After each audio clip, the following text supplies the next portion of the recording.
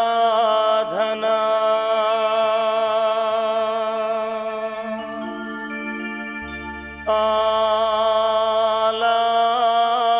ఆలాపనా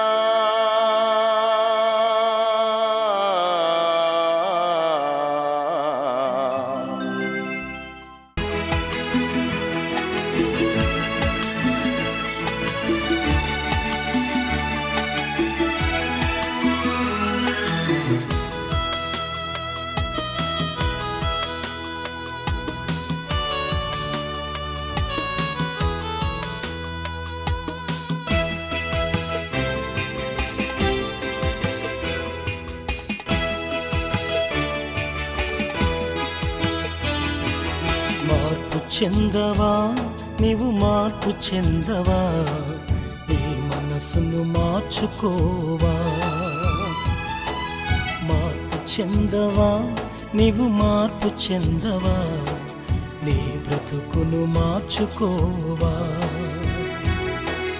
అనుకూల సమయం ఇది ఏనని ఎరిగి మారు మనసును పొందవా అనుకూల సమయం ఇది ఏనని ఎరిగి మారు మనసును పొందవా మార్పు చెందవా నీవు మార్పు చెందవా నీ మనసును మార్చుకోవా నీ బ్రతుకును మార్చుకోవా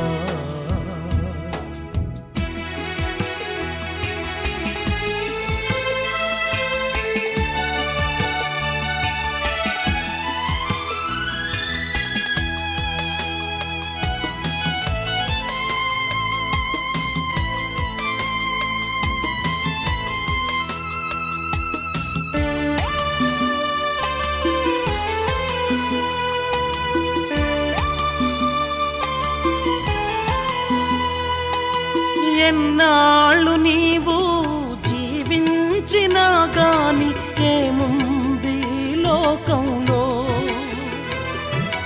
ఇన్నాళ్ళు నీవు చేసిన క్రియలన్నిటికీ తీర్పుంది పయలోకంలో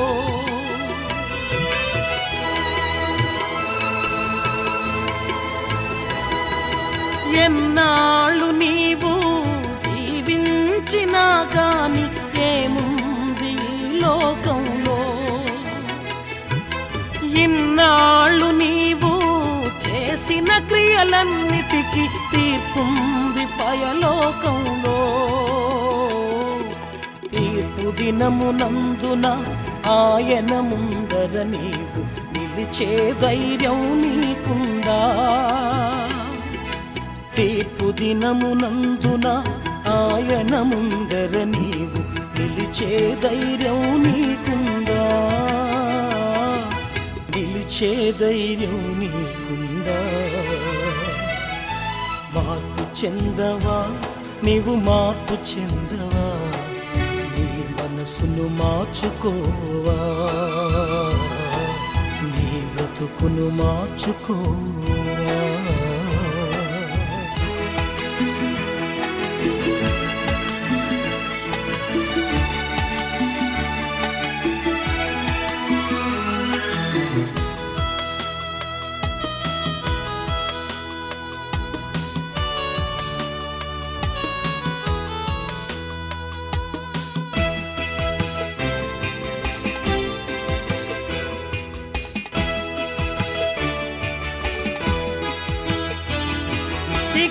దిగంబరిగానే వచ్చావు నీవు దిగంబరిగా పోతావు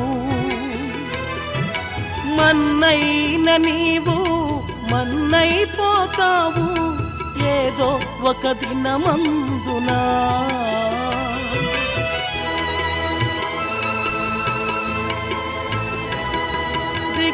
దిగంబరిగానే వచ్చావు నీవు దిగంబరిగా పోతావు మన్నైన నీవు మన్నైపోతావు ఏదో ఒక దినమందునా దేవుడిచ్చిన ఆత్మ దేవుని యొద్దకు చేరును, నీకంటూ ఏముందిలే. దేవుడిచ్చిన ఆత్మ దేవుని యొద్దకు చేరును, నీకంటూ ఏముందిలే, నీకంటూ ఏముందిలే. మార్పు చెందవా, నీవు మార్పు చెందవా, మనసును మార్చుకోవా, నీ బ్రతుకును మార్చుకోవా.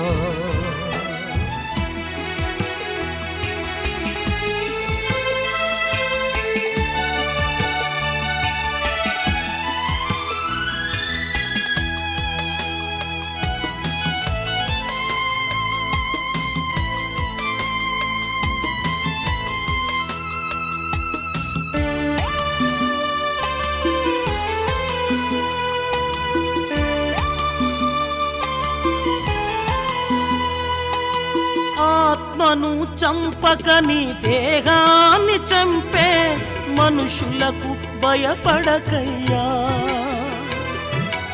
ఆత్మతో పాటు నీ దేహాన్ని చంపే దేవునికి భయపడవయ్యా. మన ప్రభు అయిన యేసు క్రీస్తు ఉన్నతమైన నామమున మీ అందరికీ కూడా నూతన సంవత్సర శుభాకాంక్షలు తెలియచేస్తూ ఉన్నాం.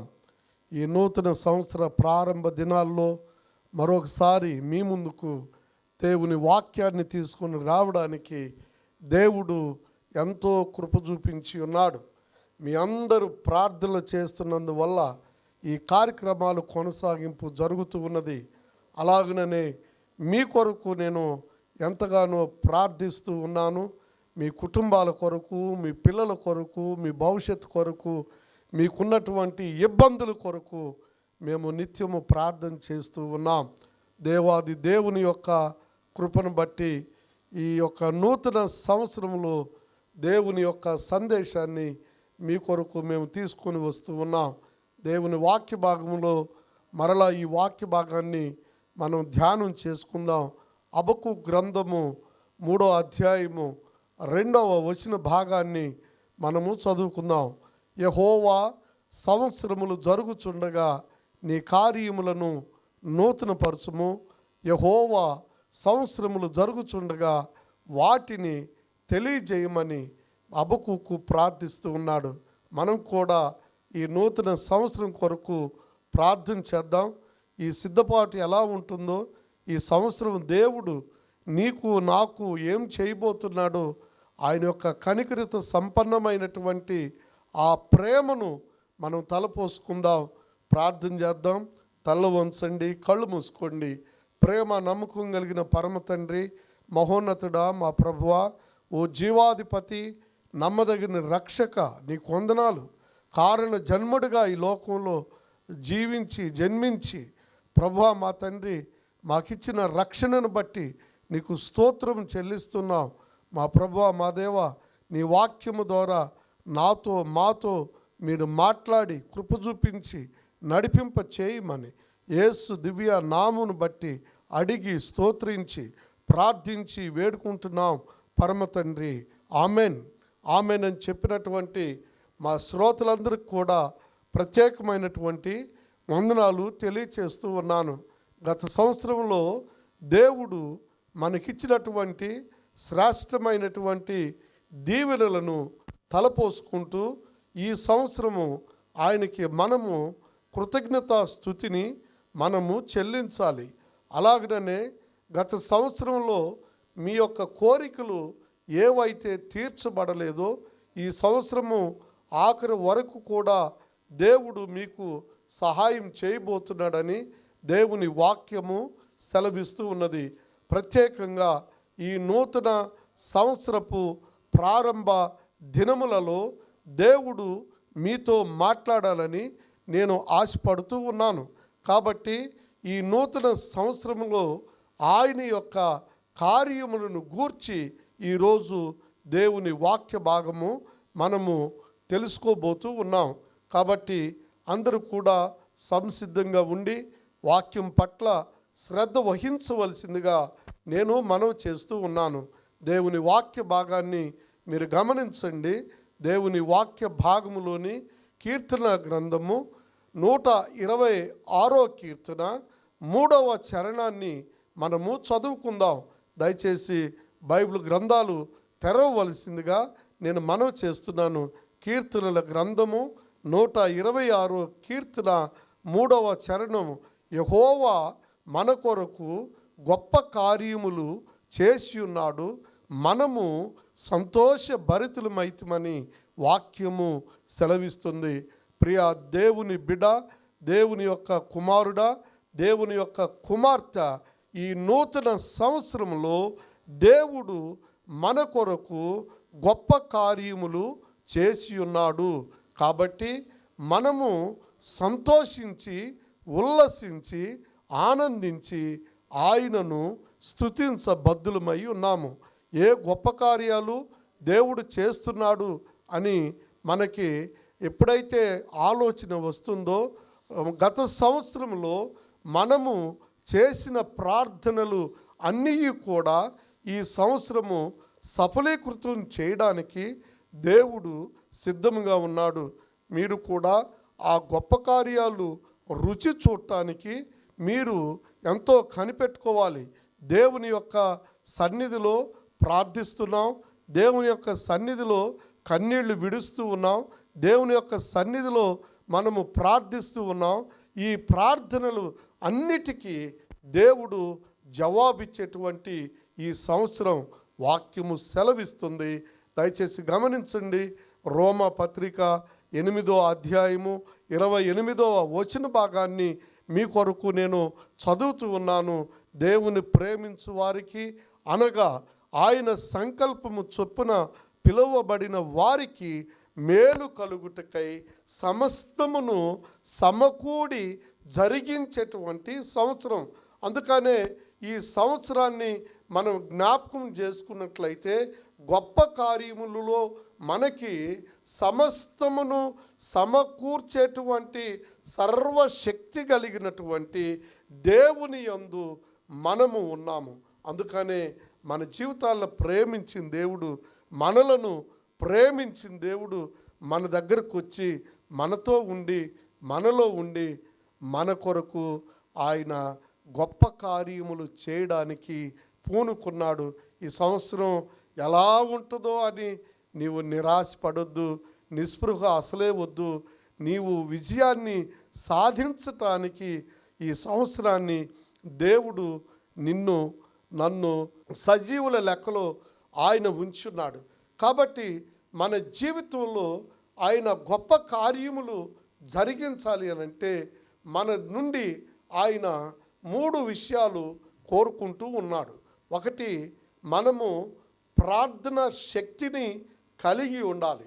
రెండవది, మనము ఆయన భక్తిని ఆశ్రయించక ఆయన యొక్క శక్తిని ఆశ్రయించి ప్రార్థించాలి.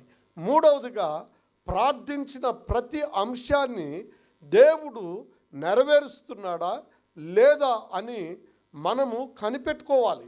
అలా కనిపెట్టుకోకపోతే దేవుడు కార్యాలు జరిగించడు. కాబట్టి ప్రార్థన శక్తి, ప్రార్థన యొక్క భక్తిని ఆశ్రయించకుండా శక్తిని ఆశ్రయించి, మూడవదిగా మనము కనిపెట్టుట, మనము చేసిన ప్రార్థన నెరవేర్చబడిందా, దేవుడు జవాబు ఇచ్చాడా లేదా అని మనము కనిపెట్టలేకపోతే మన విశ్వాసము, మనకున్న నిరీక్షణ నిష్ప్రయోజనము అవుతుంది.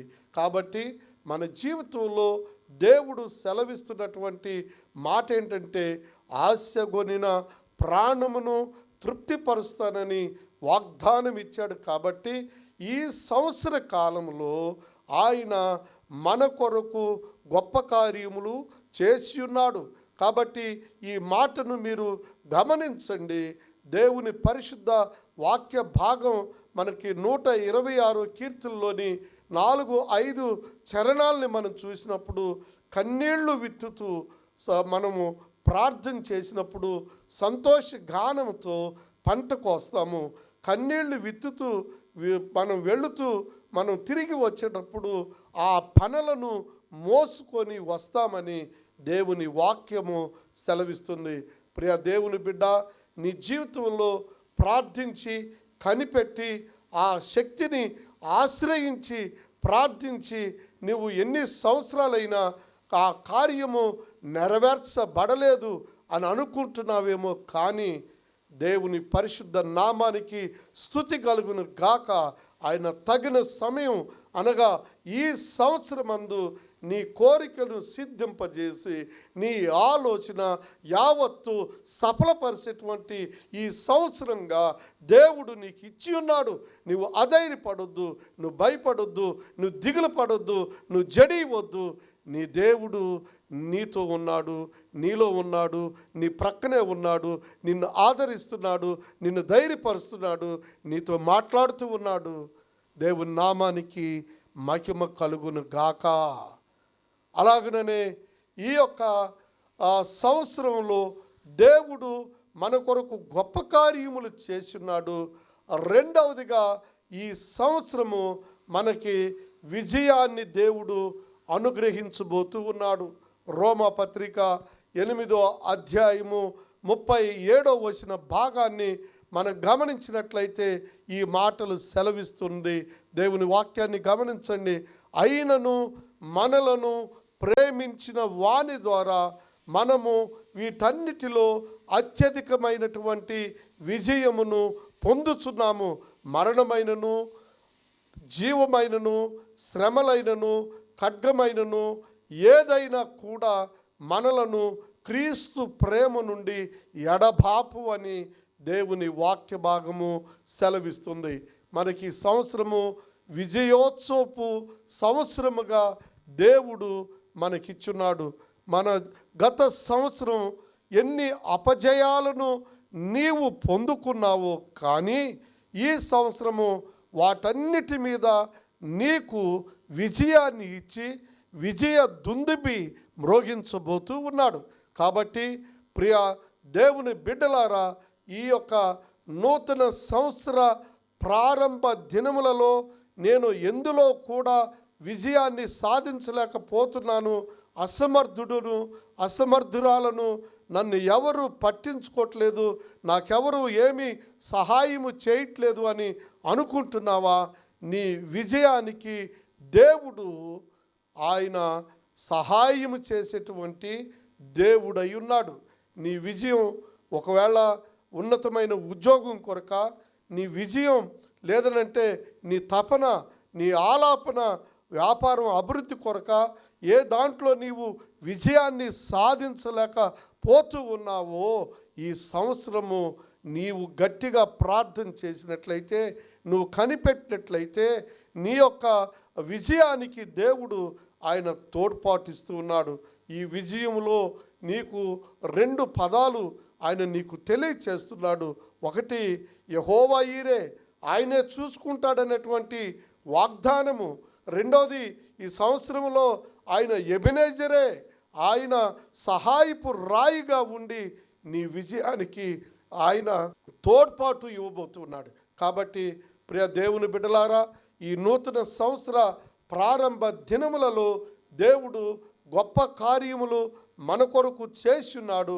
రెండవదిగా మన విజయానికి ఆయన తోడ్పాటును ఇస్తూ ఉన్నాడు.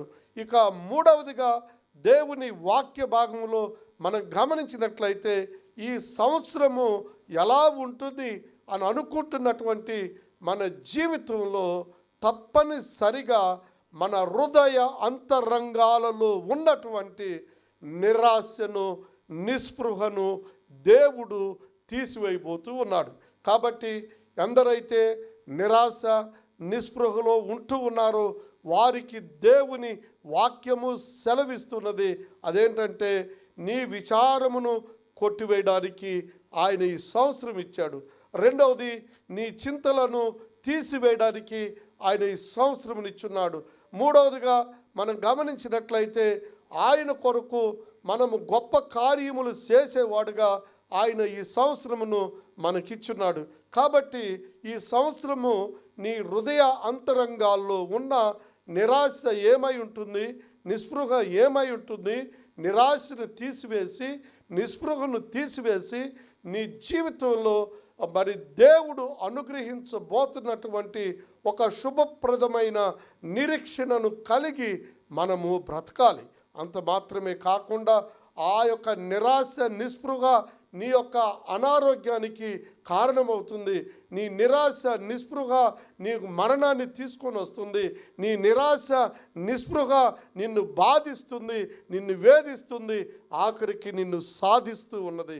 కాబట్టి ఏ రకమైన నిరాశ ఉన్నా కూడా యేసు ప్రభు అంటున్నారు, మత్తయి సువార్త 10వ అధ్యాయము 28వ వచన భాగాన్ని మనం గమనించినట్లయితే, ప్రయాసపడి భారమును మోసుకొనుచున్న సమస్తమైన వారలారా నా యొద్దకు రండి, నేను మీకు విశ్రాంతినిస్తాను. విశ్రాంతే కాదు, నీ హృదయంలో నువ్వేదో పోగొట్టుకున్నావు, ఏదో నష్టపోయావు, ఏదో పోగొట్టుకున్నావు, నష్టపోయాను అన్నటువంటి నీ నిరాశను ఆయన నీ హృదయంలో నుండి ఆయన తీసివేసి నీ హృదయంలో ఆనందాన్ని, సంతోషాన్ని, సమాధానాన్ని ఆయన నింపబోతున్నాడు. ఆ యేసునందు నీ విశ్వాసం ఉంచుతావా? ఆ యేసు దగ్గరకు వచ్చి, ప్రభువా నువ్వు నాకు సహాయం చేయని అడుగుతావా?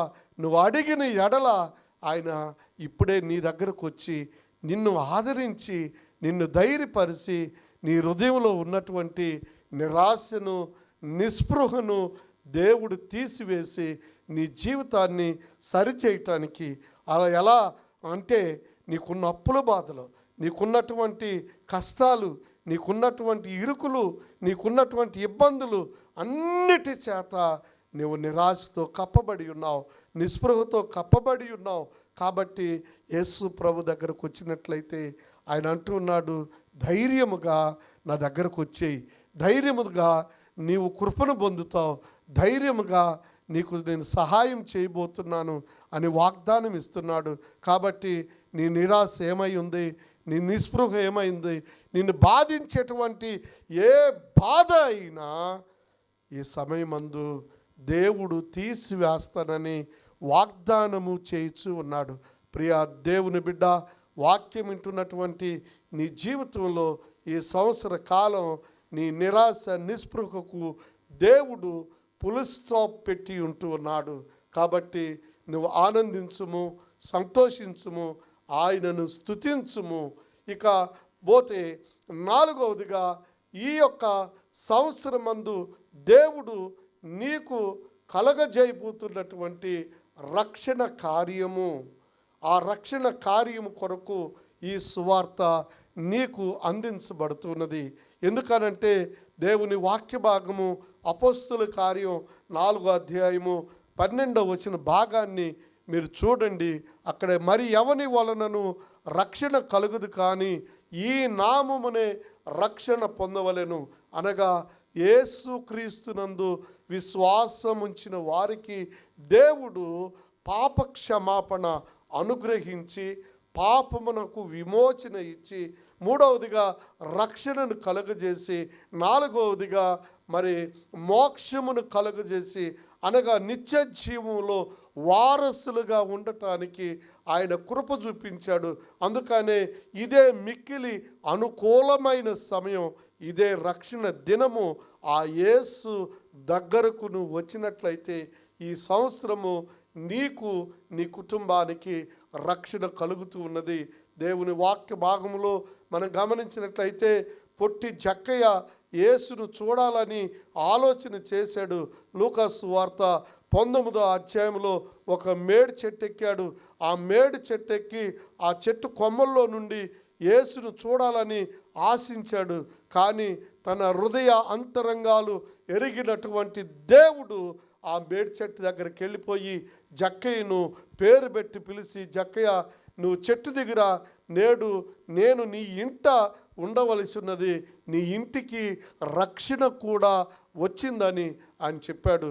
నీవు ఎలాంటి పేరు కలిగి ఉన్నావో, నీ పేరేంటో నాకు తెలియదు, కానీ వాక్యం వింటున్నటువంటి నీ జీవితంలో ఈ యేసు ప్రభువారు నిన్ను ఈరోజు తన రక్షణ కొరకు ఆయన పేరు పెట్టి పిలుస్తున్నాడు. నీ విజయం కొరకు నీ పేరు పెట్టి పిలుస్తూ ఉన్నాడు. అలాగే నీవు సమకూర్చబడిన సంవత్సరంగా మేలు కలగటానికి ఆయన నిన్ను పిలుస్తూ ఉన్నాడు. అంత మాత్రమే కాకుండా నిరాశ నిస్పృహను తీసివేయడానికి ఆయన నిన్ను పేరు పెట్టి పిలుస్తున్నాడు. 4వదిగా నీకు నీ కుటుంబానికి సమస్తమైన బాధల నుండి రక్షణ కలుగజేయటానికి ఆయన నిన్ను పేరు పెట్టి పిలుస్తున్నాడు. నీవు ఆయనకు సొత్తై ఉన్నావు. నీవు ఆయనకు సొత్తై ఉన్నావు కాబట్టి ఆయన నిన్ను పేరు పెట్టి పిలుస్తున్నాడు. కాబట్టి ఇప్పుడే ఆ యేసు ప్రభువుని రక్షకునిగా నువ్వు అంగీకరించు. యేసు ప్రభు దేవుడని ఒప్పుకొనుము. యేసు ప్రభు నీకు సహాయం చేస్తాడని, ఆయన సహాయపు రాయిగా నీకుంటాడని విశ్వసించిన ఎడల ఇప్పుడే నీవు దేవుని దగ్గరకు వచ్చేయి. దేవునితో నీ బాధలు చెప్పు, దేవునితో నీ కష్టాలు చెప్పు. మీ కొరకు మేము ప్రార్థించడానికి సంసిద్ధంగా ఉన్నాం. మీరు ఫోన్ చేయండి, మీ కొరకు మేము ప్రార్థన చేస్తాం. మీరు ఫోన్ చేయండి, మీ కొరకు మేము ప్రార్థన చేద్దాం. తలలు వంచండి, కళ్ళు మూసుకొని వీలుగా ఉంటే మోకరిల్లవలసిందిగా నేను మనవి చేస్తూ ఉన్నాను. ప్రార్థించుదాము.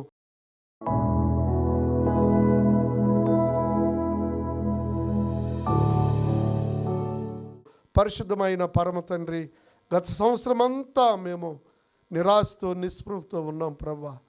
ఈ సంవత్సర ప్రారంభ దినాలలో నాయన మా కొరకు గొప్ప కార్యాలు చేస్తున్నారని మేము వాక్యం విని ఉన్నాం. 2వదిగా మాకు సమస్తమును సమకూర్చేటువంటి సంవత్సరం అని మేము వాక్యం విని ఉన్నాం. 3వదిగా మా తండ్రి మాలో నిరాశ నిస్పృహ సమస్తమును తీసివేస్తానని అభయం ఇచ్చేటువంటి సంవత్సరంగాను, 4వదిగా ఇది రక్షణ సంవత్సరముగాను మీరు వాక్యములో మేము విన్నాం ప్రభువా. మా జీవితాలను ప్రేమించి మాకు ఇచ్చినటువంటి రక్షణ భాగ్యాన్ని బట్టి నీకు వందనాలు. ఈ ప్రత్యేక సమయంలో మా శ్రోతలందరి కొరకు నేను ప్రార్థన చేస్తున్నాను. ఆయా దేశాల్లో ఉండి వాక్యం వింటూ ఉన్నారు, ఆయా ప్రాంతాల్లో ఉండి యూట్యూబ్ ద్వారా, ఫేస్బుక్ ద్వారా ప్రభువా, ఈ టీవీ కార్యక్రమం ద్వారా ప్రభువా నీ బిడ్డల వాక్యం వింటూ ఉన్నారు. వారిని మీరు దర్శించండి, సహాయం చేయండి నాయన. కోర్టు కేసులు ఉన్నవారికి విజయాన్ని సంపాదించి పెట్టండి. అప్పుల బాధల్లో విజయాన్ని సంపాదించండి. ఒంటరితనంలో విజయాన్ని సంపాదించండి ప్రభువా. ప్రభుత్వ ఉద్యోగాల్లో ఉండి ఎన్నో టెన్షన్లు పడుతున్న, స్ట్రెస్కు గురవుతున్నటువంటి బిడ్డలకు నాయన నెమ్మది సమాధానం. ప్రైవేట్ ఉద్యోగాల్లో సాఫ్ట్వేర్ ఇంజనీర్లు, అలాగనే మా తండ్రి హాస్పిటల్స్లో పనిచేస్తున్నటువంటి నర్సులను మీరు జ్ఞాపకం చేసుకోండి. ఆయా వ్యాపారాలు చేస్తున్నటువంటి మా ప్రియ శ్రోతలు ఎంతో కష్టపడి సంపాదించిన తన ధనాన్ని నీ కార్యక్రమాలకు ఇస్తూ ఉన్నారు. వారిని కూడా మీరు దీవించండి, వారి రాబడిని అధికం చేయండి. ఈ సంవత్సరం ప్రభువా నిత్యము వారిని ఆశీర్వదిస్తూ కృపాక్షేమాలతో నింపండి. చంటి పిల్లలను దీవించండి. రోగగ్రస్తులను, గుండె జబ్బులు, షుగరు, బీపీ వ్యాధులు ఉన్నవారికి నాయన స్వస్థత దయచేయి, కృప చూపించమని యేసు నామమున అడుగుచున్నాము తండ్రి, ఆమెన్. మన పరమ తండ్రి అయిన దేవుని యొక్క ప్రేమ, కుమారుడైన యేసు క్రీస్తు కృప, పరిశుద్ధాత్మ సన్నిధి సహవాసం ఇప్పుడు ఎల్లప్పుడు సదా తోడయుండుగాక, ఆమెన్. క్రీస్తునందు ప్రియమైన శ్రోతలారా, దేవుని బిడ్డలారా, ఈ మనవి మీరు దయచేసి ఆలకించవలసిందిగా నేను మనవి చేస్తూ ఉన్నాను. ఈ కార్యక్రమాలు కొనసాగింపు కొరకు మీరు ప్రార్థన చేయండి. అనేక మందిని ఆదరించి ధైర్యపరుస్తుందని ఫోన్లు చేస్తూ ఉన్నారు. కానీ కార్యక్రమానికి ఆర్థికపరమైన లోటు ఉంటుంది. మీ సహాయము అందించండి. ఆ క్యూఆర్ కోడ్ మీద మీరు సహాయమును పంపించవలసిందిగా నేను మనవి చేస్తూ ఉన్నాను. పంపించినటువంటి వారు మీ ఫోన్ నెంబర్ మాకు పెట్టండి. మేము మీ కొరకు నిత్యం మేము ప్రార్థన చేస్తూ ఉన్నాం.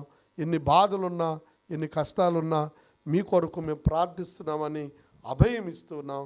దేవుడు మిమ్మను దీవించి ఆశీర్వదించుగాక, ఆమేన్.